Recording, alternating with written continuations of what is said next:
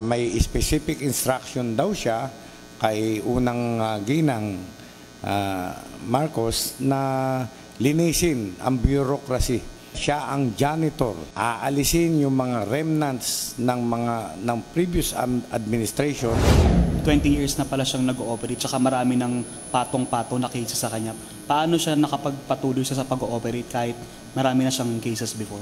In all fairness to the palace, walang pagtatakip. Pag ikaw ay appointee ng past administration, you just might be removed. At sinasabi nila, nalilinisin, tatanggalin yung mga na-appoint natin. Modus na ginagamit ang Office of the President. This is not the first time that J.B. Cruz ay nahuli. He was already arrested by the NBI before. He has more than 20 criminal records and derogatory records on file with the NBI. Ranging from estafa to illegal recruitment to usurpation of authority to use of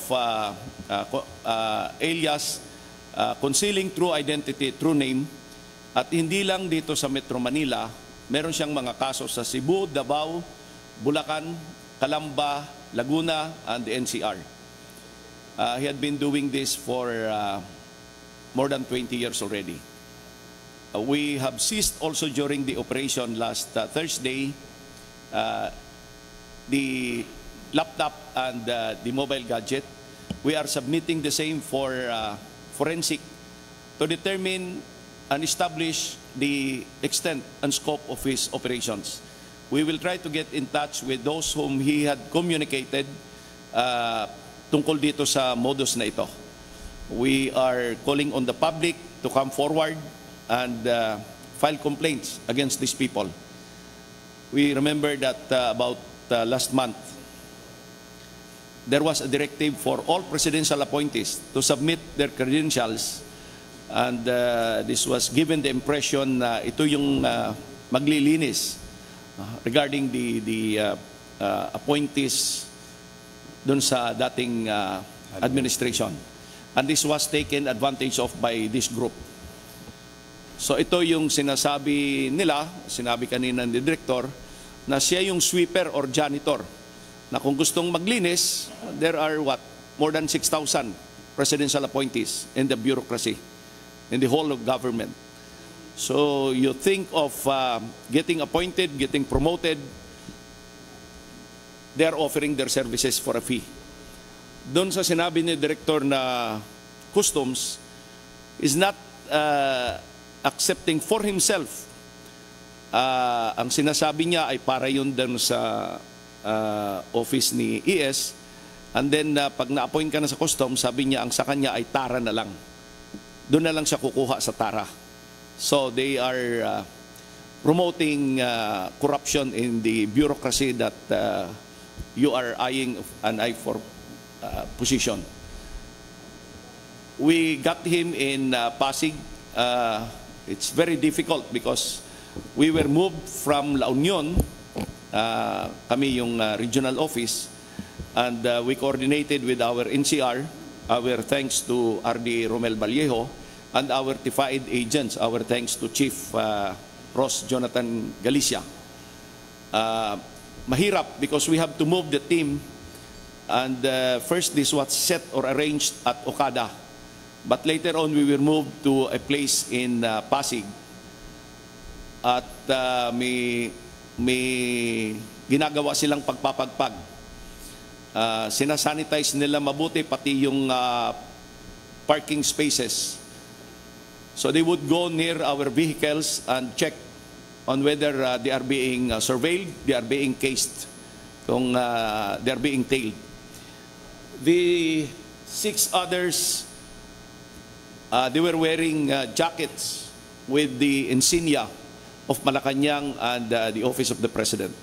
You can just imagine that. Kung kayo man ang nandun, medyo mag-aalanganin kayo. Yung dalawa sa kanila ay may radio equipment pa. Meron silang communications equipment. At bago kami dinala doon sa room ng hotel, this is a secured environment, pinagpagmuna nila, ibig sabihin, tiningnan nila kung meron talaga kaming dalang pera. And you cannot just use boodle money on them. They have to check kung totoo yung perang dala mo. You have to show it to them, yung nagpapagpag, before you are allowed access to the room. That's how difficult this operation was. But again, we responded to the call of the director. We promised him we will support him. And this is the result of it. I would not be surprised if the other regional directors and the other district directors and the other Manila chiefs will also in the next few days intensify their campaign against all forms of criminality. They were caught in flagrante.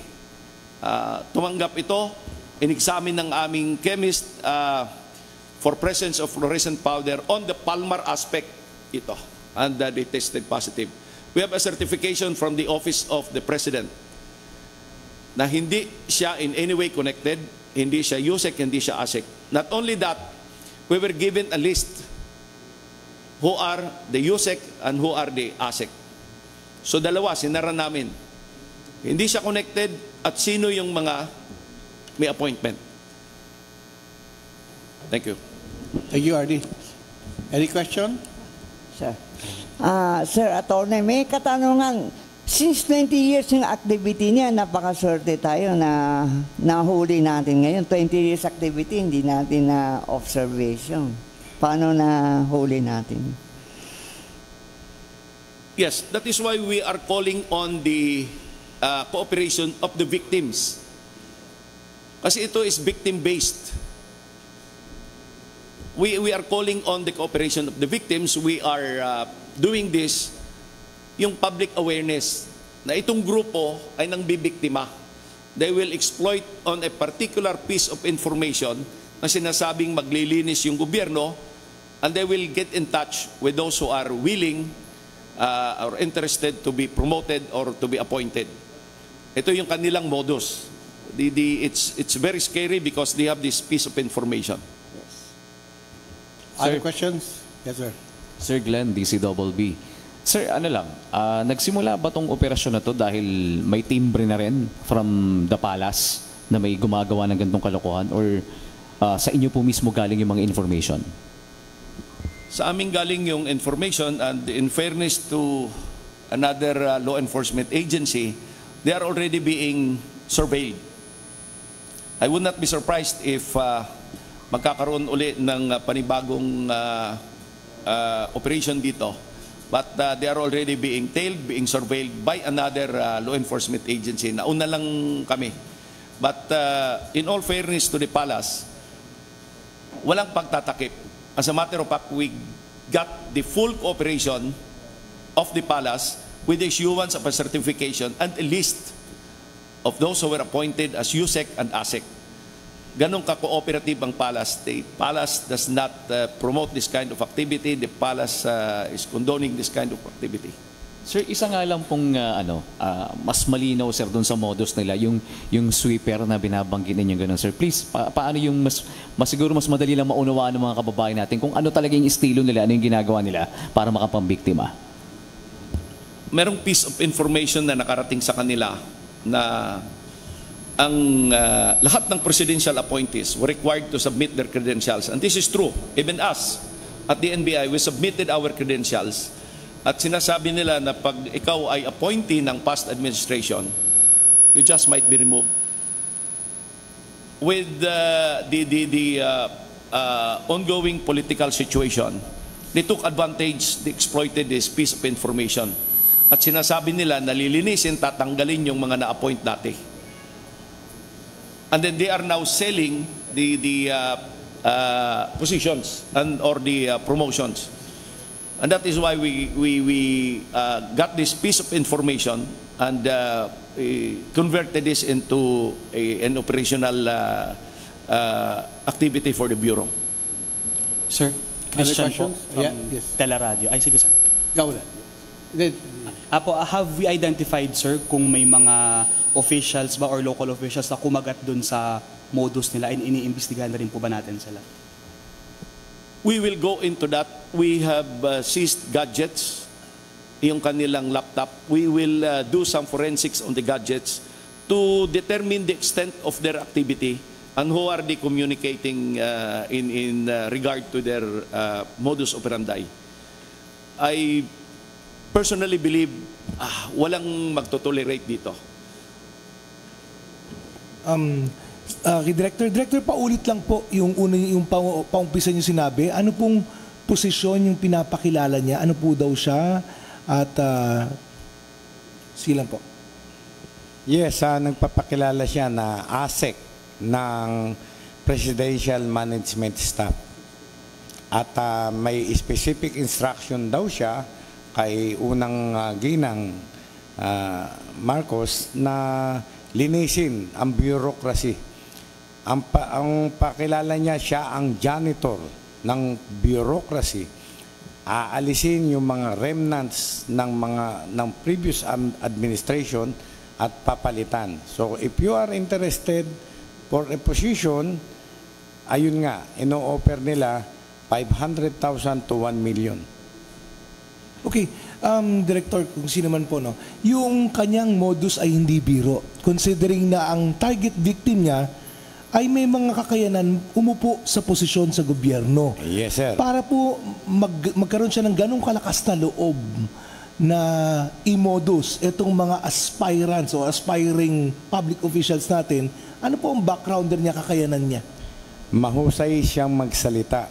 Mabulaklak ang kanyang dila, no? At ang kanyang pananamit during pagka meron siyang binibiktima, talagang kung todo maniniwala ka na siya ay ASEC nga with bodyguards. Ayan, yung 6 pa na iba with bodyguards na naka-ano rin with logo ng PSG. Isipin mo talaga, taga Malacanang siya. Mahusay ang kanilang style. Sir, na-mention niyo po kanina na 20 years na pala siyang nag-ooperate, tsaka marami ng patong-pato na cases sa kanya. Paano siya nakapagpatuloy sa pag-ooperate kahit marami na siyang cases before? We have the pieces of information. Yung iba dito ay for some reasons na-dismiss, but for the others may warrant siya. Yung iba reported sa NBI, so this forms part of our derogatory database. Ito yung hinihikayat namin, yung biktima na ipagpatuloy yung kanilang reklamo. Hindi porket nahuli na ito, kagaya ngayon, ay hindi na kayo magrereklamo kung kayo ay nabiktima nito. This is part of our program, yung public awareness, informing the public of anong modus meron, anong piece of information na kukuha ng criminal syndicates that they exploit, that they take advantage of, kagaya nito. They took advantage of that piece of information. Tama si Director, he looked very dignified when we were dealing with him. Nakabarong ito at may insignia. Who would not believe him? But we checked. Hindi naman pa pwedeng maniwala kami, we checked. And very complacent siya. Kampanting-kampante siya because he knew for a fact that he was dealing with an NBI agent who wanted to be promoted. Ganun siya kakampante. But we always tell our agents, complacency kills. Yung pagiging kampante yan ang nakamamatay. Ito, well, buhay pa ito. Sir, anong mga kinakaharap na o kakaharapin pang kaso niyan, sir? Ang ngayon ay meron kaming isinampang estafa, meron kaming illegal use of alias, yung insignia, and for the other cases, titingnan namin yung sa forensic namin at titingnan namin yung pupunta pang ibang biktima niya.